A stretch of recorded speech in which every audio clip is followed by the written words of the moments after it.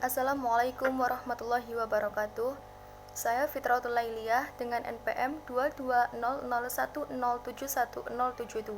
akan menyampaikan laporan baca saya terhadap dua buku.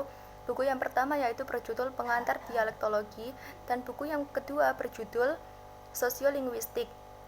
Nah, pada buku yang pertama, Pengantar Dialektologi ini karya Ayat Rohaidi dari Fakultas Sastra Universitas Indonesia dan diterbitkan oleh Pusat Pembinaan dan Pusat Pengembangan Bahasa pada tahun 1979. Nah, buku ini terdiri dari 60 halaman dengan dua bab. Bab yang pertama adalah dialektologi dan bab yang kedua adalah geografi dialek. Pada bab yang pertama, dialektologi dijelaskan bahwa dialek berasal dari bahasa Yunani yaitu dialektos, yang berarti perbedaan-perbedaan kecil di dalam bahasa yang dipergunakan oleh pendukungnya masing-masing, tetapi tidak menyebabkan mereka merasa mempunyai bahasa yang berbeda. Ada dua ciri dalam dialek yaitu: satu, seperangkat bentuk ujaran setempat yang berbeda-beda, dan dialek tidak harus mengambil semua bentuk ujaran dari sebuah bahasa. Faktor yang mempengaruhi keberagaman dialek adalah waktu, tempat, sosio-budaya, situasi, dan sarana pengungkapan.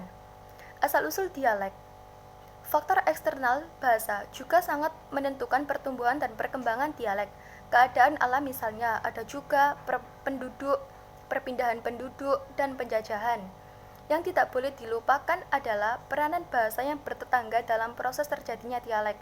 Dari bahasa yang bertetangga itu, masuklah analisis kosakata, struktur, dan cara pengucapan atau lafal.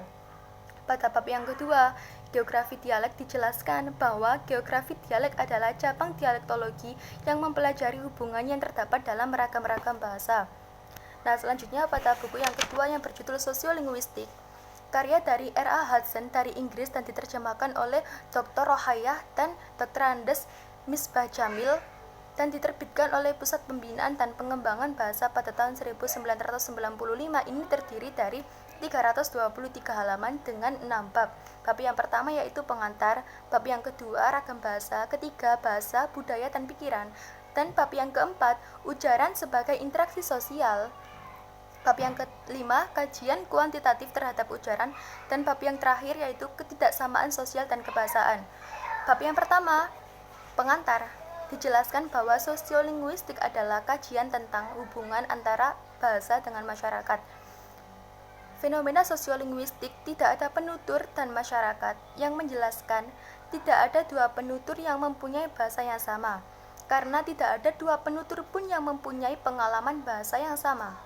Nah, bab yang kedua dijelaskan ragam bahasa, menjelaskan berbagai jenis ragam bahasa, termasuk berbahasa, dialek baik yang regional maupun sosial, gaya, bahasa baku dan tidak baku, ragam dialogsia, tinggi dan rendah, dan bahasa Pitkin dan Kreol. Bab yang ketiga, bahasa, budaya, dan pikiran. Nah, hubungan antara bahasa, budaya, dan pikiran yaitu bidang yang oleh linguis tidak jadi teoristis, biasanya dibiarkan agar dikaji oleh ahli antropologi dan psikologi. Inti dari bab ini adalah semua keterbatasan pada bahasa, budaya, dan pikiran itu ada perbedaan dan sebenarnya banyak sekali jumlahnya. Bab yang keempat, ujaran sebagai interaksi sosial. Pada bab ini dijelaskan bahwa penutur memiliki ujaran-ujaran tertentu yang sesuai dengan kebutuhan peristiwa. Saya dapat menyimpulkan bahwa memusatkan perhatian pada apa yang disebut interaksi tatap muka atau komunikasi, dan bab ini juga tidak membahas bahasa tulis. Bab yang kelima, kajian kuantitatif terhadap ujaran. Pada bab ini meninjau kajian yang umumnya didasarkan pada kata bahasa Inggris dan berkenaan dengan berbagai bentuk kata dan tatanan. Nah, pada bab yang terakhir, yaitu ketidaksamaan sosial dan kebahasaan. Linguis mengatakan perbedaan kebahasaan antara para penutur individual, karena ada individu yang mempunyai tata bahasa yang tidak sempurna, misalnya anak-anak, orang asing, dan orang yang mentalnya terbelakang. Cukup sekian laporan baca saya. Jika ada salah kata, mohon maaf yang sebesar-besarnya. Wassalamualaikum warahmatullahi wabarakatuh.